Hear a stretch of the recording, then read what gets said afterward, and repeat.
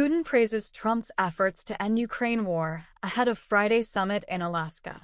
Russian President Vladimir Putin on Thursday praised U.S. President Donald Trump's efforts to end the war in Ukraine, more than 3 years after Moscow launched its invasion, as the two leaders prepared for a pivotal U.S.-Russia summit Friday in Alaska.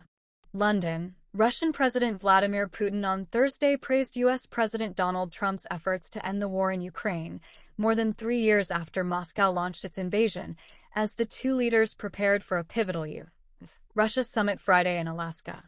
Following a meeting Thursday with top government officials on the summit, Putin said in a short video released by the Kremlin that the Trump administration was making quite energetic and sincere efforts to stop the hostilities and to reach agreements that are of interest to all parties involved.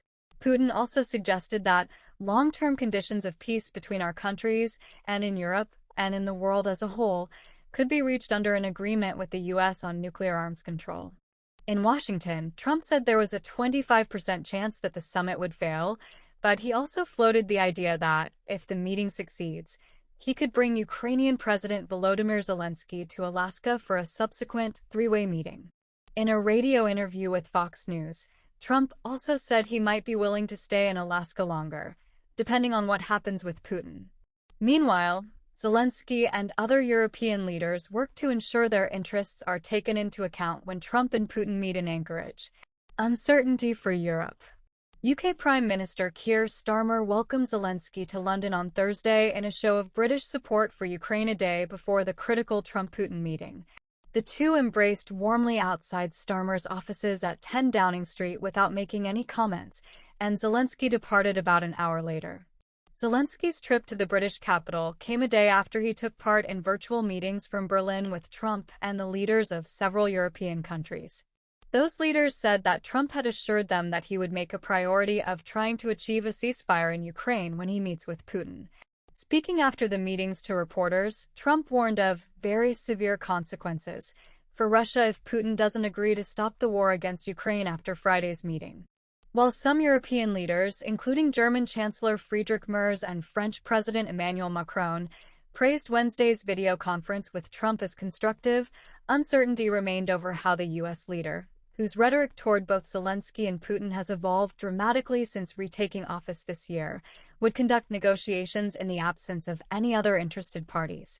Both Zelensky and the Europeans have worried that the bilateral U.S.-Russia summit would leave them and their interests sidelined, and that any conclusions could favor Moscow and leave Ukraine and Europe's future security in jeopardy. Kremlin spokesperson Dmitry Peskov tamped down expectations for any breakthroughs from the Friday summit, saying there were no plans to sign documents and that it would be a big mistake to predict the results of the negotiations, according to Russian news outlet Interfax. The Kremlin on Thursday said the meeting between Trump and Putin would begin at 11:30 a.m. local time. Putin's foreign policy advisor, Yuri Ushakov, told reporters that Trump and Putin will first sit down for a one-on-one meeting followed by a meeting between the two delegations. Then talks will continue over a working breakfast. A joint news conference will follow. Trump contradicted the Kremlin, saying that no decisions have been made about holding a news conference with Putin. The uncertainty reflects just how much about the summit, including its schedule, remains unsettled. Ukraine's territorial integrity. Starmer said Wednesday that the Alaska summit could be a path to a ceasefire in Ukraine, but he also alluded to European concerns that Trump may strike a deal that forces Ukraine to cede territory to Russia. He warned that Western allies must be prepared to step up pressure on Russia if necessary. During a call Wednesday among leaders of countries involved in the Coalition of the Willing, those who are prepared to help police any future peace agreement between Moscow and Kiev, Starmer stressed that any ceasefire deal must protect the territorial integrity of Ukraine.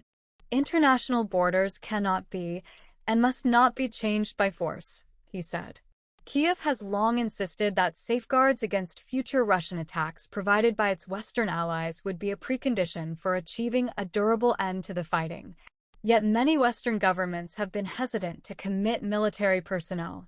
Countries in the coalition, which includes France and the UK, have been trying for months to secure U.S. security backing, should it be required. Following Wednesday's virtual meetings, Macron said Trump told the assembled leaders that while NATO must not be part of future security guarantees, the United States and all the parties involved should take part. It's a very important clarification that we have received, Macron said.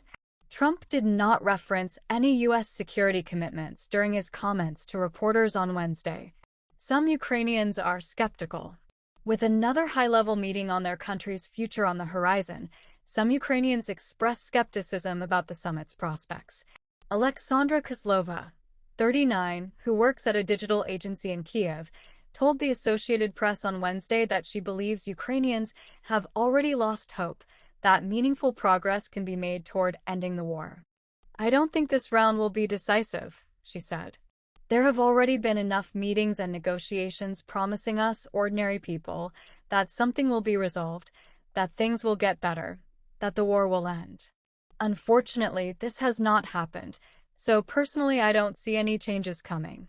Anton Vishniak, a car salesman in Kiev, said Ukraine's priority now should be saving the lives of its military service members, even at the expense of territorial concessions. "At the moment, the most important thing is to preserve the lives of male and female military personnel. After all, there are not many human resources left," he said.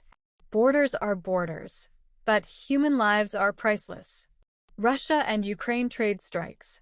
Zelensky said Thursday that Ukraine had secured the release of 84 people from Russian captivity, including both soldiers and civilians.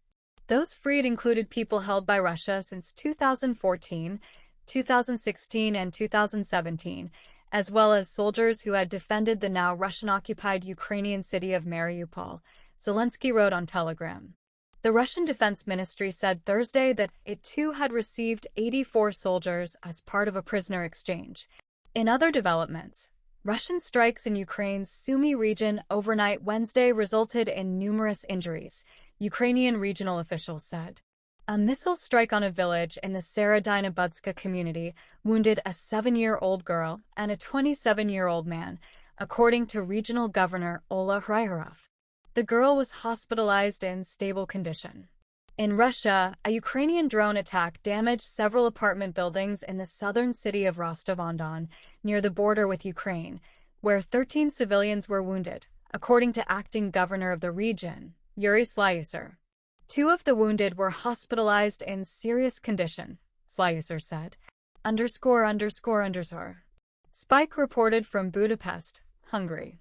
Associated Press writers Lauren Cook in Brussels, Hanna Arharova in Kiev, Ukraine, Katie Marie Davies in Manchester, England, Dasha Litvinova in Tallinn, Estonia, and Will Wiesert in Washington contributed to this report.